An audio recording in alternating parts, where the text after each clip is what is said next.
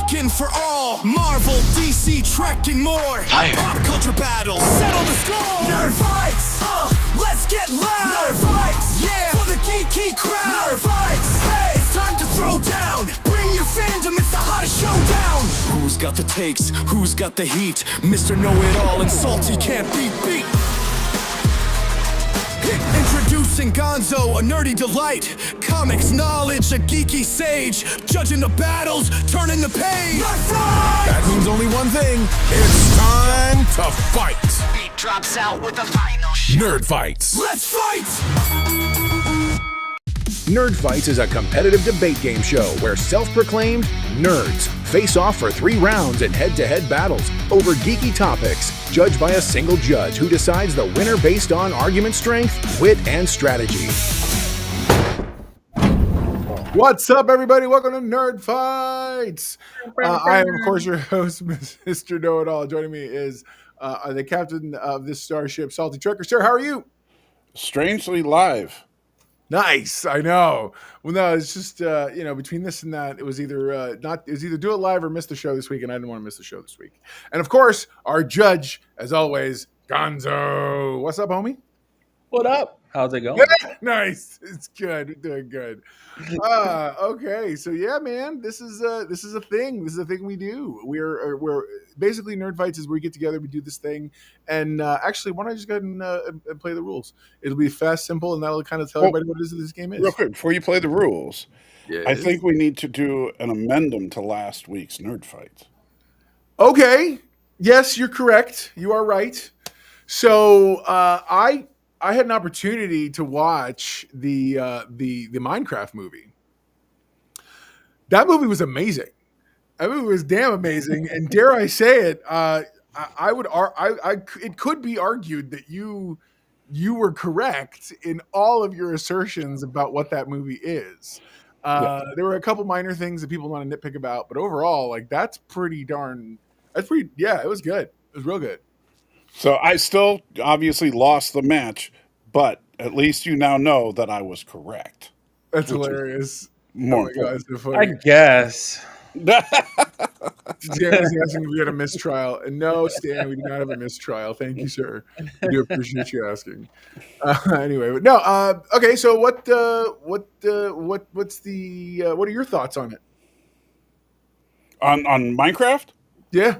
I think that pretty much my previewed review was correct. That the story was completely irrelevant. It was just about experiencing the Minecraft video game in real life. And I can see that. I can totally see that. It was silly. The story made very little sense, but that didn't matter. No, of course. And of course, as Robert, your good buddy, there's pointing out, apparently Critical Drinker didn't like it whatsoever. And I'm like, Well, a lot of critics, the problem is that if you're trying to critique this movie as a traditional film, it's going to fail because as a high fantasy adventure story, it seems kind of generic. It literally feels like discount dollar store Jumanji, right? And that was only the setup to get you into the world. But as a video game adaptation, I would dare say it's the best ever made. Because it really is just Minecraft on the big screen. I mean, they didn't even. It was crazy. But okay, all right. As far as movies go, for real. I just had a lot of fun with it. I know that. I know that the kids, Baby Know-It-All and Boyfriend Know-It-All, did a review, which will be hopefully up this evening, and they're just talking about it, and they're actually the audience. So the big thing I think people forget is that the critics are looking at it cinematically, and what's funny is these wonderfully clever kids, they actually gave a critical, like, if you're basing our score on critical stuff, and it was like, it's like this and that, and very low. Right. But if you're basing it on, it was a fun, good Minecraft movie, and then it's like, it's this. And I was like, oh, you guys did so good. Again, very proud. Seeing them try to at least think that way, because that's smart, But if you see the videos, though, I know that's viral in terms of like people were doing things sometimes just to get that viral like attention. But that's the culture that is playing Minecraft. So it's very much about it's them. It's about them. And I was like, okay, well, I get it. And and there are some things in there that like only a true hardcore Minecraft fan would even know about, like the pig. Oh my gosh, yeah, totally. No, for real. And so if you don't know the story of Technoblade, when the fact that Jack Black says that pig is legend, and our whole audience just went nuts at that line. Yeah, same. And I literally my kid had to lean over and explain it to me, and I was like, "Oh, got it, thank you." So right on. Okay, so with all that out of the way, you ready? Yeah. Oh yeah. I'm as ready as I'm gonna. General rules. Nerd fighters are given a debate topic. Fighters pick a number to determine who argues first. The judge is the sole arbiter. All decisions are final unless genuinely persuaded otherwise. Arguing with the judge in bad faith, all kidding aside, results in immediate forfeiture. And welcome to the stage. This is our official one for today. As you can see, that says all decisions are final unless persuaded otherwise. So it's all decisions are final unless they're not. and unless he has a good way of talking, then we can, We got to be like politicians. Oh my god, I love it. Wow, the chat's going crazy. Speaking of politicians, we're talking about politicians tonight. Yes, sir. Right. And the reason is because Amazon Prime's got that G20 movie with Viola Davis, who's playing a what do you call a badass movie president. Yeah, and Mr. Know-It-All's gone on record saying that this is probably going to be the best political thriller of all time. Wow. Okay. This movie looks like straight trash, but it made me think, what would be a good who is one of the best movie badass presidents that we ever had, and so we got into the discussion. Yes. But so the actual topic is the most badass president. Yeah, a movie president. Yes. Well, obviously, we're not going to sit there. It's more of a discussion than anything, but well, it's a debate because I have my thoughts, he has his, but mainly. But the other thing is, there were a lot of great choices in TV. And I was like, man, it sucks. We didn't think to expand this a little more. So, but it's all good. It's all good. Because I would have picked easily David Palmer from the first season of 24. I love that. That guy's like, oh my God, I'd vote for him in a heartbeat. That guy was amazing. Oh, yeah. Any Black Jesus, the one that. Totally. Yeah, Dennis Haysbert. Black Jesus, because what was it, Allstate? Yeah, commercial where he just walks through the car crash like ain't nothing. Wait. Do bad things happen, though? What do you mean? Well, I've never seen the first season of 24, so do bad things happen under as well? Because generally speaking, have you ever noticed that every time there's a black president in the United States, everything falls apart completely? No, we haven't. We've never noticed that before. Mean, I've seen one in real life. Well, this is not supposed to be an actual political commentary. Hold on. Are you stuttering? Is that what I'm hearing? Okay. That's awesome. That is awesome. All right. So, okay. So we got to. You had another thought, sir. Did you want to tell us about how we're going to do this? Oh yeah. So a slight new rule to it, which is, of course, we do not know what the other person has picked, and so. New rule is that we have to have an alternate, because if one person picks what the other person had, too bad, that one's gone. And same thing like if we do a future like Star Trek, Star Wars matchup or whatever, if the person who rolls first, they pick and the other person has to take the other side, too bad. Right. Yeah. And you got to be ready. So next what we did, we both prepared like two arguments ready to go back up and from a primary. So we'll see what happens. So how are we go ahead. How are we going to do the number? We're going to do the number again? We're going to do the number. We're going to pick a number between 10 and 20. 10 to 20. 10 and 20. Yeah. Okay. Who do you want to pick first? Oh, geez. Isn't this what we're supposed to be doing? All right. Eeny, meeny, miny, moe. Catch lucky tiger by the 13. toe. 13. What did you say? Lucky number 13? Yes, 13. All right. Well, and I got to go 14.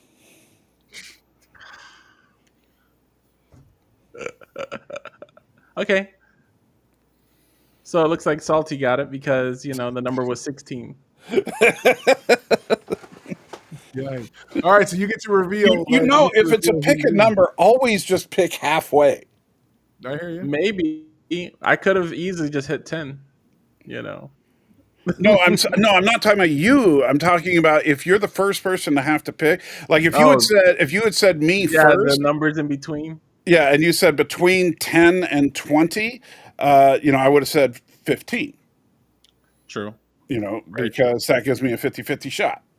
But, All All right. So now I'm trying to remember this. We're not going to do the 5 minutes yet because we need to figure out.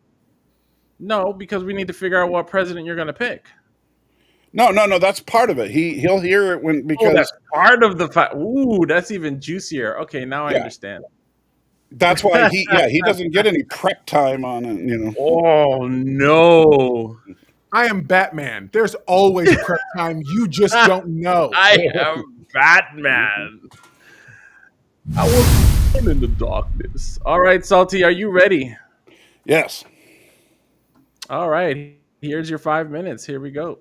All right.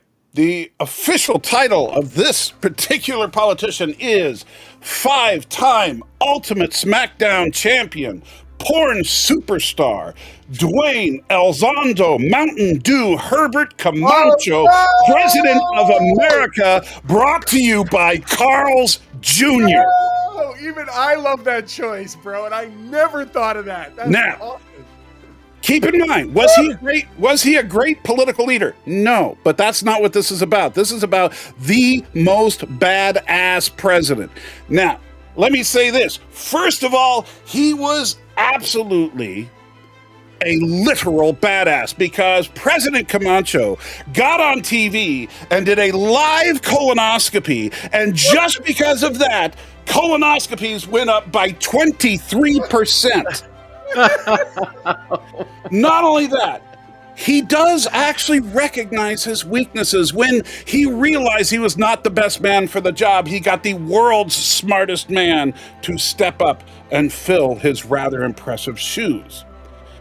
Also, he did in fact make a mistake, as all people are apt to do from time to time. And when he did, and he realized his mistake, he issued a full presidential pardon. But in the spirit of badassness, this pardon wasn't just a proclamation. No, it wasn't signing a note. No, this was tackling the guy with the flamethrower that was about to execute the prisoner and taking him down. I'm sorry. There is, in fact, no way to argue that anybody could stand up to the ultimate badassery of President Camacho.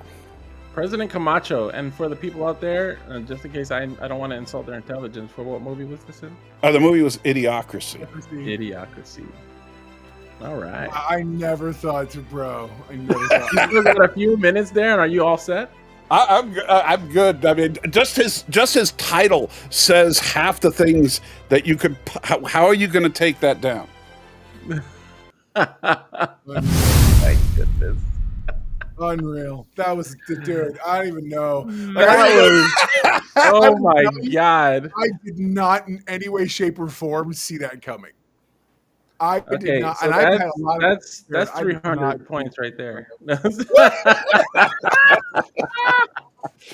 Oh my God, that one came out of left field. Oh man. So Mr. Know-It-All, are you ready? Oh, see, now you got him second guessing who he was gonna pick. No. I got him. I'm ready. I'm ready, brother. Whenever you are. We are ready. All right, give me just 1 second here. Tell you what, man. Again, didn't even see that coming. That was a wonderful. That really was. That was a wonderful pick, and talk about a dark horse pick too, man. Yeah, because that's not what you would think of. No, not at all. That was good. I'm really I'm impressed. I'm super impressed at the moment. So yeah, all right. Hold on, I just got to get the timer ready there. I got it ready. I got it ready. You ready for this? And here we go. All right. Ladies and gentlemen, imagine the sky is falling, literally. Giant alien destroyers obliterate city after city. Humanity's back is against the wall. In this desperate hour, who steps up to lead the charge? Not a general, not a mythical superhero. It's the President of the United States, President Thomas J. Whitmore, who grabs a flight suit, jumps into a fighter jet, and soars into battle to save the world. This is no fairy tale. It's the climactic reality of Independence Day. And it exemplifies why President Whitmore is the most badass president ever to hit the silver screen. First, consider courage and controlled prowess. Whitmore he's not content to bunker down and issue orders from afar. He literally fights on the front lines. A former combat pilot, he skillfully flies an F-18 amid swarms of alien attackers, dodging plasma blasts in a do-or-die dogfight. Picture the scene. The president locked into an enemy fighter, finger on the trigger, and he scores the kill. How many leaders, real or fictional, can claim air ace or air superiority status in an interplanetary war? Whitmore's squad mates, half his age, watch in awe as he blazes through the sky. This is guts in action. He even prepares to make the ultimate sacrifice when ammunition runs dry and a colossal alien weapon looms. He's ready. He's ready to ram his jet into the target. That's what it takes. That fearless willingness to die for his people is the hallmark of a true hero. In the end, another pilot finishes the suicide run, but Whitmore, he was fully prepared for for going down, man. He was ready for this to be his life, along with his men. He can't get more badass than a president who says, "I'm with you in the trenches," or in this case, the trenches of the sky, until victory or death. Secondly, Whitmore's leadership under pressure is second to none. In one of the darkest hours, one of the darkest moments when global morale is shattered, he gives the speech of a lifetime. We all know it. We all love it. That rousing call on the dawn of July 4th. We will not go quietly into the night. We will not vanish without a fight. Today, we celebrate our Independence Day. With these words, President Whitmore, he transforms terrified survivors into an inspiring fighting force. He unites soldiers and pilots from every nation to fight as one unit, turning the tide of despair into defiance. This wasn't just a pep talk, it was a battle hymn for humanity. People listening felt their hearts swell and fists clench, some butt cheeks clench too, ready to follow him into hell. You can ask anyone about Independence Day, and the first thing they mention is that speech. It's become iconic in American cinema and beyond. Often imitated, but never duplicated. Whitmore's voice carries the weight of every person on earth, and he does not let them down. Third, Whitmore embodies selflessness and sacrifice on a deeply personal level. This is the president who has so much skin in the game. He's not fighting for the glory or of an ego. He's fighting because he genuinely cares about his nation and the world. Early in the crisis, he agonizes over evacuation decisions and lives lost and all those things, because that's what you do. Now, let's stack President Whitmore against the field. He's the only badass president. No, we've seen others, right? Of course we've seen others. But he's the only one that went there, got behind it, and was leading the charge like George Washington did. That's it. That's all I've got, because at the end of the day, he was the ultimate badass Hollywood president. And right there, mic drop. I see how you're trying to do that. That was great. Oh, that was so good. Hey, you guys have to apologize, gentlemen, ladies and gentlemen here. I was crying. No, that's 1,000 points right there. No, Oh my god, I love it. no, man. This is great. This is awesome. No, I do have to say I didn't say what the rules were in round one, or we didn't run the scene there. So Oh, we totally didn't, did we? yeah, we just were eager, right, to get into it. We So wanted to jump in. Do you want to run it now? oh sure, yeah, just to have The a little rules for run what through. you just saw were The rules, yes. Round 1. The good. Each fighter has 5 minutes to clearly present and defend their chosen position. 1 point possible. No attacks allowed yet. Stick strictly to promoting your position. Bad sportsmanship can result in the loss of a point or points. A judge may ask fighters clarifying questions, giving each fighter 2 minutes to respond. 1 point possible. At the end of the round, each fighter is allowed to offer a final 30-second summary of their argument. Yeah, that was pretty good. And yeah, I liked both of your presidents. I got to hear. I love I got to hear what you got to say. You know what, Salty? I don't know, man. I think I might get offended when you start attacking this president.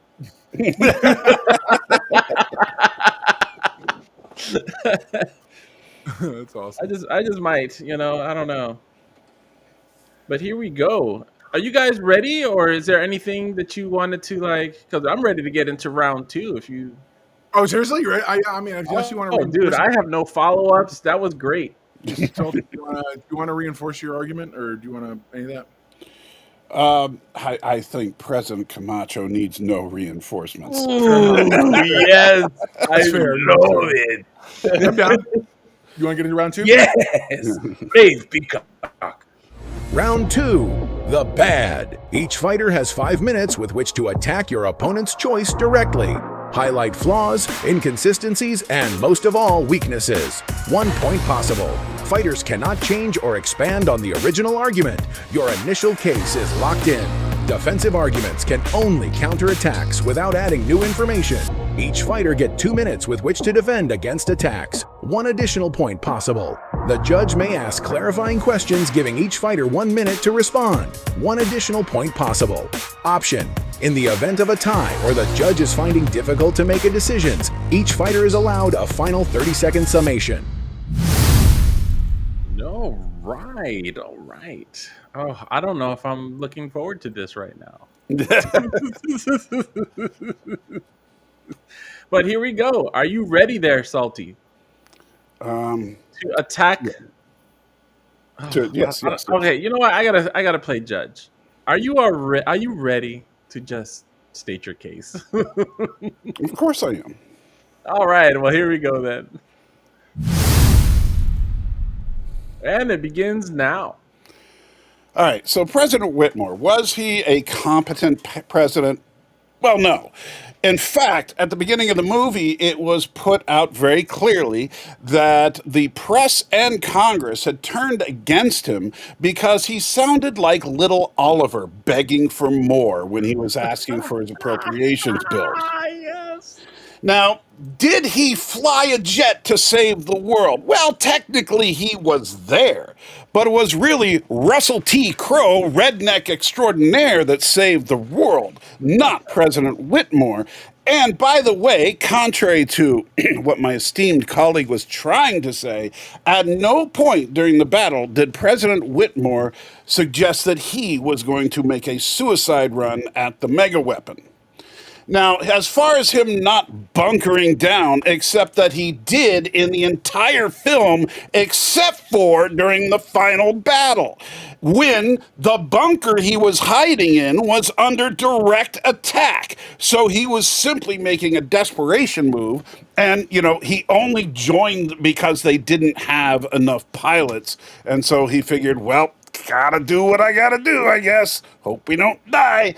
Now, yes, he did fight these uber super powerful aliens that were ultimately defeated by an iMac.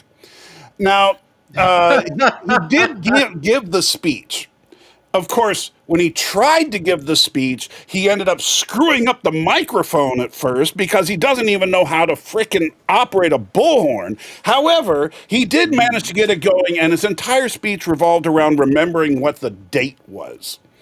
Now, did he unite soldiers and pilots to the cause? He absolutely did not. That was, in fact, the work of the Air Force staff at Area 51.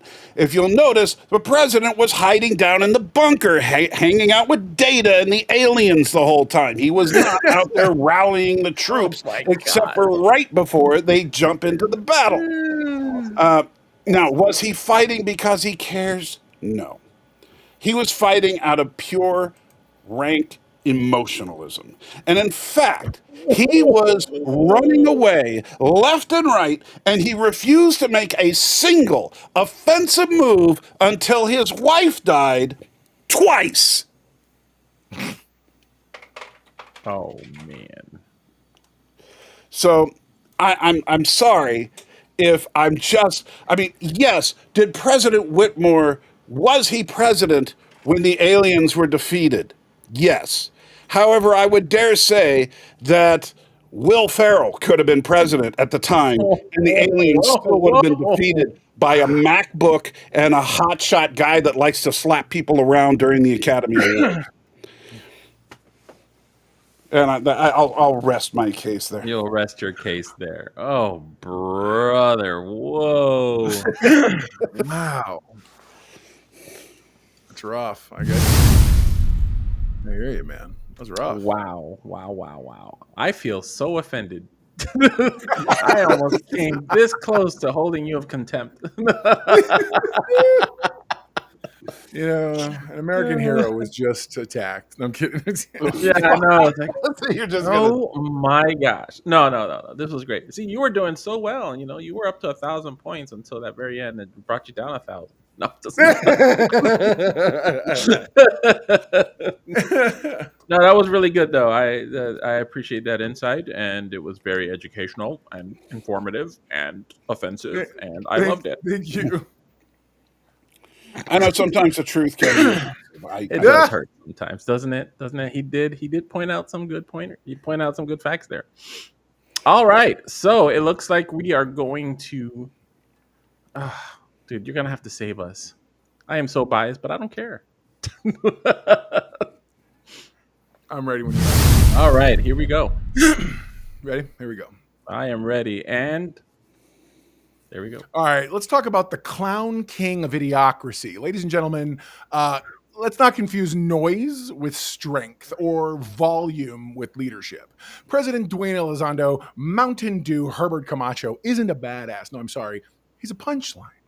A walking parody of everything wrong with incompetent leadership. If anyone's trying to argue that Camacho deserves a spot in this debate, they're not just misunderstanding the character, they're misunderstanding the assignment. He's literally the embodiment of stupidity. Camacho's not an action hero. He's not a leader. He's a professional wrestler turned president in a future so dumbed down it elected a man who can barely string together coherent thoughts. His entire character is designed to satirize the degradation of political discourse and civic intelligence. He's not a model of strength. He's a warning sign, a neon red flag waving in front of everything that we should avoid in a leader. Giving him credit for badassery is because he yells and fires a machine gun in Congress is like calling a toddler a genius because they screamed the loudest at daycare. He delegates out of desperation, not even remotely wisdom. Yes, okay, he appoints the smartest man alive to fix the world's problems. But let's be clear. He does this out of total incompetence and panic, not out of leadership skill. He doesn't vet the guy. He doesn't understand what he's asking for. He's just desperately punting the problem away because he has no clue how to solve it himself. Camacho doesn't solve anything. He doesn't strategize. He doesn't fight. He doesn't inspire. He outsources the solution and lucks into a win. That's not strength. That's survival by scapegoat. The gun, the muscles, the motorcycle, it's all theater. Let's talk about the image. Okay, the big gun, the wild outfits, the motorcycle entrance in Congress. People might say, oh, "That's badass." No, that's costume design. That's stage presence. That's pro wrestling drama, not presidential valor. There's zero substance behind the spectacle. Camacho's gun, he's never used in defense of anyone. His bravado never translates into, real leadership. He postures like an alpha, but acts like a background extra in his own administration. Yes, he can paint a clown red, white, and blue, but he's still a clown. Okay, he's a symptom, not a solution. President Camacho exists only to reflect the downfall to reflect the downfall of intellect and reason and leadership. He's not badass. He's a cinematic roast of what happens when we value charisma over competence. His very existence is a joke at the audience's expense, a warning that if we idolize the loudest and most outrageous, we'll end up with chaos in a suit and tie. Anyway, so to put it plainly, Camacho isn't supposed to be admired. He's supposed to scare you. Look, Camacho, bottom line is he's not really a contender. He's the cautionary tale. If you're, you got to understand that at the end of the day, he's incoherent, he's incompetent, he's incapable of solving a single crisis, and ultimately entirely dependent on someone else to play the hero. That's not badass. That's buffoonery. I'm out. Ooh, he is out, ladies and gentlemen. Yikes. Oh, man.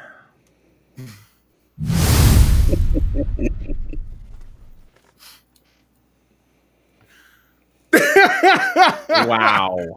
Did I stun everyone into silence? You stunned all of us into silence. We can't have that airspace. I see how you didn't actually address any of his badassery, but that's okay. I understand. Well, you did. Yeah, I absolutely addressed the things that he talked about. But you see, that's kind of a thing on That's this the whole point of it, though. I tend to attack the actual issues that my esteemed colleague brings up, while he just kind of ignores whatever I say because he doesn't have a counter. You ever notice that when they can't actually make an argument, it gets to insults and character assassination? Exactly what you were doing, my friend. Yeah, you notice? Yes, you absolutely did that. Yes. What are you talking about? I feel like I feel like Lore would understand where I'm coming from right now, because literally his arguments online end up with people just calling him fat and ugly. I'm like, but you didn't address that's kind of what you just did to President Camacho. I addressed everything. Every single point you made. He got the smartest man. Okay, hold on. Did you mention the colonoscopy? Why would I mention that? It's part of he's an idiot. Did you wait? You said you mentioned every point that I brought up. So did you mention the colonoscopy? Hold on. I'm sorry, Judge. Is the debate about he and I, or is the debate about the characters we're talking about? It's about the characters, sir. Okay, just checking. Yeah. Oh, man. Now, if it was clearly President Camacho fighting Whitmore, maybe we'd have a different maybe we'd have a different debate. Well, you see, you're starting to make the case here, because we're not talking about. No. Continue. No, I'm not. We're not talking. Wait. Are we? Is the topic who was the better, more competent president? No, it's who's the more badass president. So the guy who flies an F-18 into the face of alien attack, or I would tend to think who goes. Brah. I would tend to think that like you even said, if you put the two of them in a room, the one coming out of that room ain't Whitmore. He does have a point there. It would probably be the redneck. No, but that's not the argument we're making. So what? It's who's the most badass. Whitmore. The only way Whitmore is a badass is when he had 17. He had a point for that statement. I didn't say who was more of a badass. Right? You don't have to sell me on Whitmore, by the way. I already love the guy. Did you hear what he said? He literally goes, "The only way he's a badass is with so many tons of steel under." Well, yeah, and says the guy who argued about a gun and a motorcycle. Did you hear me? Did you hear that, Gonzo? He admitted that is correct. The only way he's a badass is when he's in the cockpit. Any other time, I don't know about you. That's still awful badassery to me. However, Camacho is a badass all the time. If you're talking about he's a pro wrestler joke punchline, yeah, sure, he totally is. 100%. Okay. And in that impromptu debate, that ends that. Um, this happened. He says objection immaterial. There you go, Stanley. I was thinking. No, I'm a little lost here. So I think that was it. Unless you guys want to reaffirm your arguments before I can make another Well, I think decision he's here. just going to continue to lie about Camacho. Wow. Ooh. Oh I think man. I think what my I left think leaning this is friend gonna wants to call be lying. called a rebuttal. I think since you said that I'm gonna have to like put a timer on this now and make it a rebuttal round for at least 2 minutes each. Sounds that's I'm Would yeah. you like to respond there, Mr. Know-It-All? Right in general, like respond to what his assertions. Yes. Sure. Good. Sure. You gonna put a timer on? You gonna put on the timer? You gonna make it Yep, official? I'm gonna put a timer on Perfect. here and everything.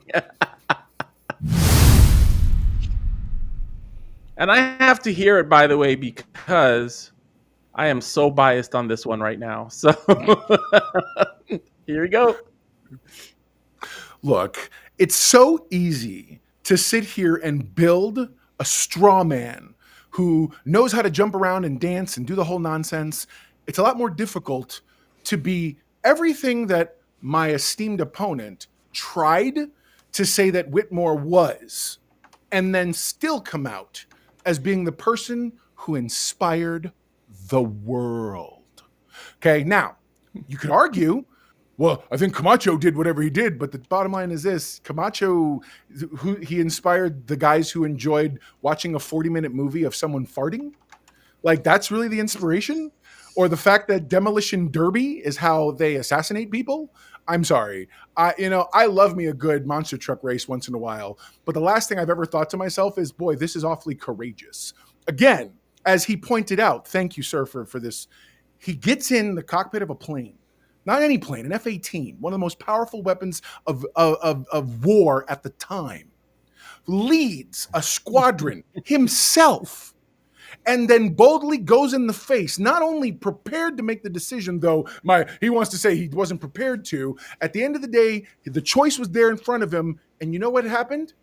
He had inspired a drunk, inspired an alcoholic to go and rise above it, because my guy is such the badass president. He inspires other people to victory. He gets the other people equally excited and willing to lay it all out, put it on the line. And what do? They go out and they change the face of the world. And he gets to stand there erecting a statue of this person and realizing that, you know what? True badassery is knowing for a fact that you led the world in its most needed moment. That's ultimately what that stands for. That's true badassery. Oh man. Okay, Mr. Salty. Let's see. I'm calling you Mr. Salty now because I feel a little Mr. sorry Salty. for you. That's Yeah, a right. brand of wrestling, man. Oh man. Okay, let's get you all set up here. Oh, I think I have the right one here. Yep. Why doesn't it do the countdown here? You're good. Don't worry, man. You got it. You'll get it. It's all good. Oh, hold on here, Salty there. You know, I just noticed the salt monster peeking out the bottom. Like just the eyes only. Oh, that is. I just noticed that. I was like, I hadn't seen him yet. That's hilarious. Now, why I hit reset timer. Okay, let's try this. I'm gonna come over here. See what it does. See, it should say countdown, duration based. There we go. Let's hit go. Ah, there it is. Okay, so Continue. he says he can barely string together coherent thoughts, and it was a warning sign. Well, first of all, you're right that he could barely string together coherent thoughts. He was an idiot. He was like a 60 IQ person, and yet he brought the world back from the absolute brink of self-destruction. Despite the fact that he was a complete moron, he still managed to save the world. Now, I understand that you are not impressed by guns, muscles, and motorcycles. However, like I said, unless you can fit an F-18 inside of a stadium, you're going to have a hard time getting the two of them in a cage match that will be anywhere near fair. As far as him being as Whitmore being the person who inspired the world, no, he absolutely did not. He inspired a few pilots around him that heard him on the bullhorn, but nobody else heard him. He didn't talk to the leaders around the world. They talked in Morse code. They weren't hearing, wow, that was inspirational dots and dashes. So I'm sorry, that's just a load of crap. As far as inspiring the drunk to be willing to make the ultimate sacrifice, no, his kids inspired him to make the ultimate sacrifice, not the president. Now, he was honored to be with the president, but he would have said that no matter, even if he was with President Camacho. Oh, and he was with 32 seconds left, and you're all set, huh? But that's a little overconfident, but that's okay. Well, I mean, Epic Slim Jim, brought to you by Carl. All right. Yeah, brought to you by Exactly. That's awesome. So, okay, to me, it was not a tough call, and I have to put up appearances. But I have to put up appearances. I love that so much. Whitmore has to take the cake. See, Johnny. Mr. Know-It-All there. He won by 351 to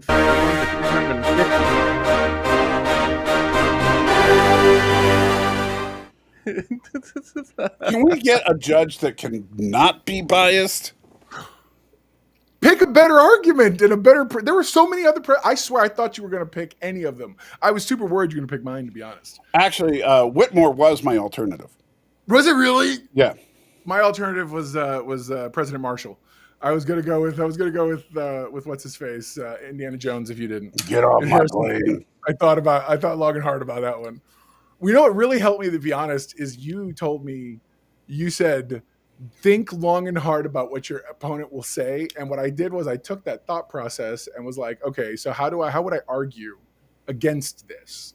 So it was actually very, very helpful advice, which I know you're like, that sucks, I shouldn't give advice. No, but you did have a very, very cool pick, because I know that I was like, I did not. It's badass, not good president. I did not see that. I still think. But he was a badass president. He was not a badass. In fact, he was lucky in that his skill set. I think you're confusing our characters. I think you're no. I'm talking about Whitmore. Was lucky. Whitmore was lucky at the end of that movie that his skill set happened to align with what was needed in the final battle. That's like what are you talking about? That's leadership. He was ready. That's not leadership. The leadership just happens to make it so that they need combat pilots. He was ready, period. You can argue all you want. He was prepared. He was prepared to do the tough thing and whatever. And you could also make the argument that it was actually a rather insane thing to do, to have the president. Oh, totally. The president of the United States get into I know, but he's such a badass that's why he did it. I mean, come on, dude. Yeah. I don't think he can arm wrestle my sister. So. Damn, that's rough, man. I don't know. I don't even know who your sister. Oh my god. All right, so what do we got next? All right, so it looks like we've got the wild card round. Okay. And I'll go over those rules real quick over here. Round 3, the ugly. This is the wild card round. The fighter with the fewest points picks their position first. Their opponent must take the opposing side, no exceptions. Refusing to debate or intentionally throwing the round forfeits the entire match. Each fighter gets 2 minutes for their argument, plus a 1-minute rebuttal. 1 point possible. Decides the match if tied. Okay, so obviously, we're going to have to pick someone here. And it looks like Mr. Know-It-All over here, we're going to give you, let me see here. I'm supposed to pick. Can you tell me what's the scenario? We don't even know what the scenario is. Oh, the scenario is going to be the same. Let's say they both get into a fist fight. And Are you serious? But it's not going to be these presidents. It's not going to be these presidents. Okay. He goes, are you serious? He's like, it's real life presidents. No. No. By the way, don't think I am not fully aware and cognizant of the irony of my argument. Don't think. I am very, very Yes, I know. I was like, I don't think that for a minute that I was resisting hitting you for that. It So was all I could do not to try to break the fourth wall and just be like it's a bad movie and just leave me like, trust me. All right, so it looks like we've got in one corner. I'm gonna go ahead and give you guys the presidents, and I'm gonna give Mr. Know-It-All here, Mr. Benjamin Asher from Olympus Has Fallen. from what movie? Okay. Olympus Has Fallen. Oh, okay. He was the one. He was the. I was gonna say he was the white guy on the title card. Yeah, he And was the one that was being I'm gonna give Salty the advantage, and we're gonna give Mr. Harrison Ford at Air Force One. Get off my plane. Now, as far as the scenario goes, I'm gonna be honest, and I don't have one. So we're just gonna do a straight up in a scene where they come across each other, and They just don't like like president, each other? just like they don't like each other, and just he's gonna meet him in the backyard of the gym, and meet him underneath the stadiums, Hilarious. and punch him in the nose. Is this like before they but before they became president or after? I don't think it matters. After they're both seasoned. That's a hard one, isn't it? I can see the problem is I can see advantages to each of them, but yeah. So okay, here we go. But I'll. Who do you think will be the better leader in the movie Independence Day? What? Who do you think would be the better I president? thought we were doing fist fights. Now we're doing. I'm down. Well, I was just thinking about that. If the fist fights was too vague for you guys, is it not too vague? We can do that still.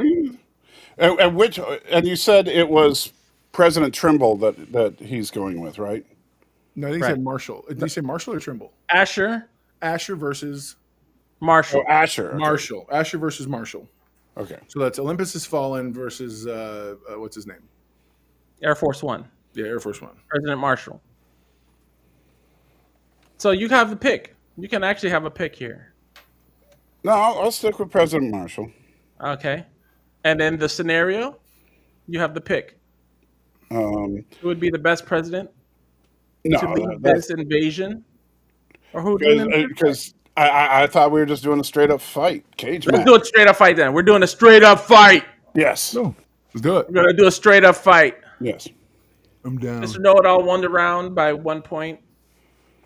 So this time I'm going, and he's gonna go first since you went first last time because I decided that's what's gonna be. You realize we just read the rules, right? Like literally, you're throwing them all out. I'm just messing it all up here, guys. So don't worry about it. No. What are we gonna do? Let's do I'm not it. gonna argue.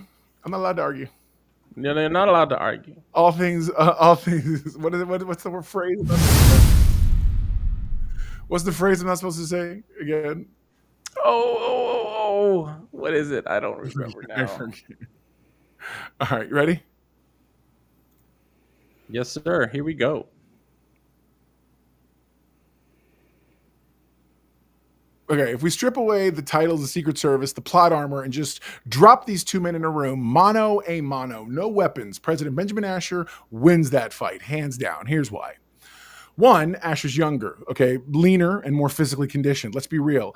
Aaron Eckhart's President Asher is in his physical prime during Olympus Has Fallen. He's lean, fast, and has the athleticism of a man who's clearly kept himself in peak condition. Harrison Ford's James Marshall, on the other hand, never mind. I'm sorry. I'm not arguing with him. But however, in a fist fight, speed, stamina, and reflexes matter. Asher's the guy who takes this and keeps coming. So then Asher also has proven hand-to-hand combat under duress. Okay, so at the end of the day, Asher fights off a terrorist during his own escape. and he tackles, wrestles, and helps kill an attacker in close quarters despite being injured, hunted, and exhausted. That shows not only technique, instinct, but also grit. He's not just surviving, he's actively contributing in the fight alongside a special forces level protector in Mike Banning. That means he knows how to move in a fight, how to counter, and how to finish when it counts. Mental toughness. Asher survives torture without breaking. Let's talk pain tolerance. At Olympus's fall, Asher is stabbed, beaten, and psychologically tormented by terrorists. And ultimately, he never really gives up the nuclear codes. He stares death in the face and holds the line. That's mental steel. Marshall, come on, gets bruised up in one fight, wins because of luck, whatever. All right, Asher has the killer instinct. Marshall hesitates. Asher knows when to finish the fight. He's a wartime president who refuses to flinch under pressure. He doesn't rely on speeches or bravado. He knows how to keep calm and assess threats and essentially act decisively in a fight. That gives him the edge. Marshall, for all his strength of will, is slower to act. He hesitates, he overthinks. Asher fights dirty if he has to. Let's not forget, as a hostage, Asher was stabbed in the back and still kept going. In a brawl, he's not above gouging, grappling, or choking out an opponent. That means survival, okay? Whereas Marshall fights like a soldier. That's great. Give it to him. Asher fights like a survivor in a death match. That kind of grit really matters. So to me, the final verdict is President Benjamin Asher. He beats James Marshall in the fist fight because he's better shape, younger, faster, leaner. He's already proven his hand-to-hand skill in 2 films. He's unmatched pain tolerance and mental toughness. He doesn't hesitate or show mercy when the fight demands a finish. And most importantly, the man never breaks. In a war of wills and fists, Asher walks away, bloody, battered, but victorious. Because where others fall, Asher endures. All right. Hold on a second here. Bam, bam. Here we go.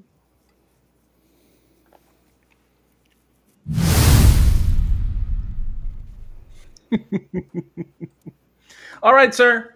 Mr. Salty. Yeah. You have your chance now to go ahead and talk about Mr. President Marshall.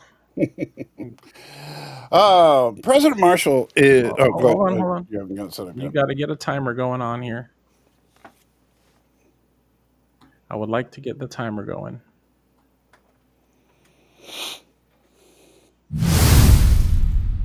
And here we go. Okay, look, President Marshall is the understated hero of his film. Obviously, we're not talking about someone who is dependent upon others or is a great delegator or anything like that. We're talking about a person who is on his own, relying on his own skill, wit, and raw physical power in order to deal with a very ugly situation. Now, I'm sure that a lot of people would probably look at Harrison Ford and say, come on, man, the guy's 150 years old. But you're forgetting that Air Force One was made in 1997. This is not a movie that was made yesterday or even a decade or even 2 decades ago. And this is Harrison Ford at his absolute prime. This is the same Blade Runner, Indiana Jones, Han Solo, Harrison Ford, not the old grizzled, barely, keeping a pacemaker going, Thunderbolt Ross Harrison Ford. Oh, no. And even Thunderbolt Ross Harrison Ford at least turned into the Hulk. So, you got that too. I just do not see any way that a man who single-handedly takes down a ruthless gang of terrorists, including, of course, the infamous "get off my plane" at the end, could possibly lose a fight with the contender that my esteemed colleague will have to defend. It's just no contest. No contest. All right. Looks like you're all set then. Wow. Oh, that's going to be a tough call there because both presidents were pretty badass. All right. We're going to have to go here with President Asher, though, because he is younger. He endured a whole lot of torture. He was able to hold the line, but by a very, very close margin compared to President Marshall. Because I was trying not to get my bias in the way again on this one. Yeah. Because of all the things that you stated before was running in my head as well. So I'm actually, no, I'm curious. but when it comes to fisticuffs, I think Asher would win. Okay. Well, you know, I understand you think the guy that had to be rescued by the Scotsman, Who was running side by side with him by the during way, escape. just as a point of order, Mr. Judge, let's see, their ages are not that far off from each other. So No, they are not. They are not. I did realize that because of what had happened. See.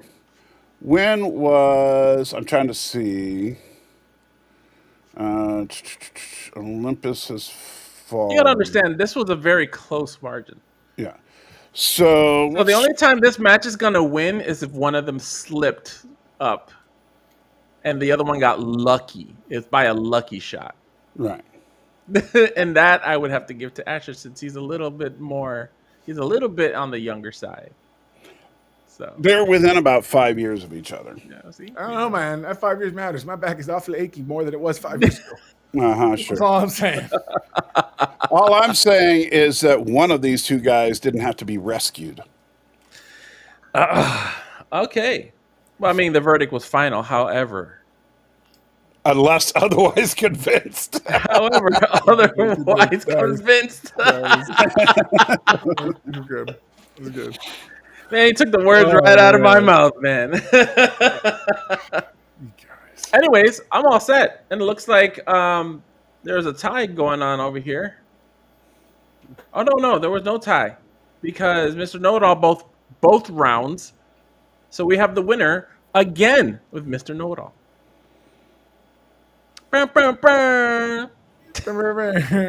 Oh, and just as a housekeeping thing, the position of